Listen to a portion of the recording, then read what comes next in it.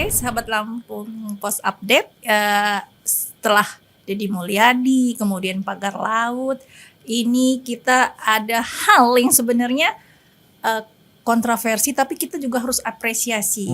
Di mana kejaksaan, kita lagi-lagi ya, kejaksaan itu sebelumnya itu minggir-minggir lah kalau kata orang, karena KPK selalu yang terdepan untuk menguak kasus korupsi.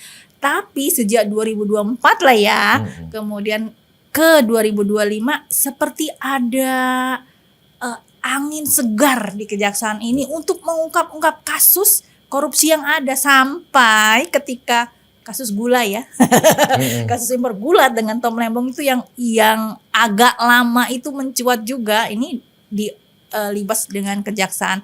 Tapi ya kejaksaan ini sudah mengungkap beberapa kasus, kita perlu apresiasi. Pertama, kasus impor gula, kemudian yang baru-baru ini kasus timah ya, yang sangat fenomenal dengan 271 triliun, bahkan ada yang nyebut 300 triliun. Kemudian ada kasus lagi terkait Pertamina oplosan ya kan, yang luar biasa juga nilainya. Mungkin itu ranking pertama ya. Kalau secara kita buat kayak pemain bola, dia paling teratas peringkatnya. Kemudian yang baru-baru ini adalah kasus minyak goreng ya CPO yang ini melibatkan hakim. Ternyata hakim juga sudah dilakukan penyuapan yang nilainya miliar-miliaran, nggak cuma satu loh, 4 hakim. Yang, salah satunya Hakim Tom Lembong. Ya, hakim yang menangani Tom Lembong ikut tersangkut. Salah satu sebenarnya agak sedih juga ya, ternyata peradilan kita ini seperti ini, hukum kita ini semakin disorot. Tapi dengan pengukuhan kasus-kasus ini, kita percayalah bahwa upaya untuk pemberantasan korupsi udah menjadi harga mati di negeri ini. Kalau menurut saya dan tentunya teman-teman juga pasti setuju ya. Nah, bagaimana kiprah atau sepak terjang Kejaksaan Agung? Saya rasa harus tetap konsisten untuk menangani kasus-kasus ini dan harus dengan selektif ya, jangan asal tebang. Ya kan? Betul, asal tebang pilih ya. Nah, bagaimana menurut Bung Ago? Ya kalau bisa menurut saya jangan selektif. Kalau selektif itu artinya ada tebang pilih, hajar bleh aja gitu.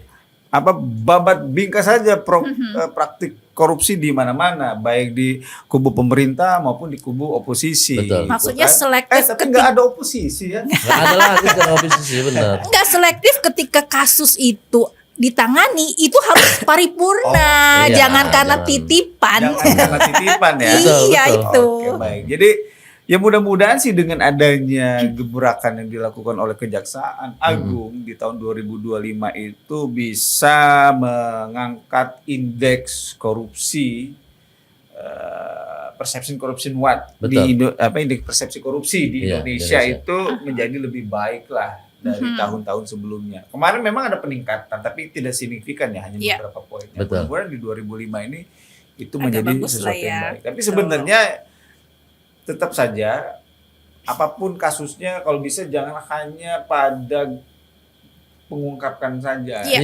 Harus tuntas. Itu harus tuntas. Nah, menjadi PR juga sebenarnya bagi Kejaksaan Agung gitu, supaya kasus ini yang diungkap ini juga tidak hanya kepita di proses ketika awal ya. Juga endingnya juga harus bagus juga lah ya. Bagus juga gitu. Harus benar-benar ya oke guys. Ya jangan bertele-tele seperti kasus ijazah ya. Ijazah palsu yang sudah beberapa periode nggak ini juga. Dan menurut saya sih ini memang tahun inilah Kejaksaan harus bisa membuktikan eksistensi dari rompi pink. Iya, rompi pink, bukan kalau orange dulu ya. orang paling gegap gempita pada saat rompi orange kan? Kalau ini rompi pink. Sebentar-bentar rompi pink keluar, sebentar-bentar rompi pink keluar. Gitu. Dan ini memang harus, dan ini dimulai dari akhir 2024 ya. Sampai 2025. Betul. Nah, jangan-jangan gitu. Ini mengapa kok makin eksis setelah ganti kepemimpinan gitu. Saya ada kecurigaan juga, jangan-jangan ada pembungkaman dulu. Cuman ini namanya kecurigaan ya. Kita nggak boleh juga asal tuduh gitu loh. Harus ada bukti ya. Bahaya. Ada yang nginjek rem gitu. Nah, ada yang nginjek rem. KPK nginjek rem ya. Nah, gitu loh. Ini jangan-jangan dulu di kejaksaan ini dibungkam untuk tidak mengeluarkan rompi-rompi kuningnya itu gitu loh. Pinknya. Mungkin rompi pinknya itu supaya mungkin biaya laundry mahal mungkin ya dulu ya. Betul. Sekarang udah mulai agak bagus tuh di mana-mana, terutama pada saat mereka berhasil mengungkap Pertamina itu yang luar biasa kan ya. Dari asumsi kerugiannya itu ternyata ada 900 triliun. 900 triliun itu artinya memang kalau tidak ada korupsi Pertamina, jangan-jangan tidak ada efisiensi 2025 ini. Efisiensi yang hanya 700, ini ada korupsi yang 900 triliun. Artinya masih susuk 200 triliun itu kan bisa untuk apa-apa gitu loh. Betul. Ya netizen harus kreatif nih gitu ya. Jadi supaya aparat penegak hukum di Indonesia itu benar-benar fight gitu kan dalam memerangi korupsi, ya buatlah klasemen liga korupsi yang mungkin mulai dispesifikasikan. Oh, ini liga korupsi yang ditangani oleh kejaksaan. Mana nih liga korupsi yang ditangani oleh KPK, yang ditangani oleh Bareskrim, pagar laut aja nggak selesai-selesai. Iya gitu. Jadi supaya apa? Supaya ya Indonesia ini bisa menjadi Indonesia emas. Betul, 2045. Kalau tidak ya menjadi Indonesia cemas. Gitu. Karena apa? Karena ya di balik semua yang kita lihat ini ternyata ada mafia korupsi yang sedang bekerja di dalamnya, dan itu sangat merugikan masyarakat dan perekonomian negara, kira-kira seperti itu. Oke, Sobat Lampung Pos, inilah topik menarik di Lampung Pos Update. Kita nantikan hal-hal viral lainnya yang akan kita bahas di episode selanjutnya. Sampai jumpa. Sampai jumpa.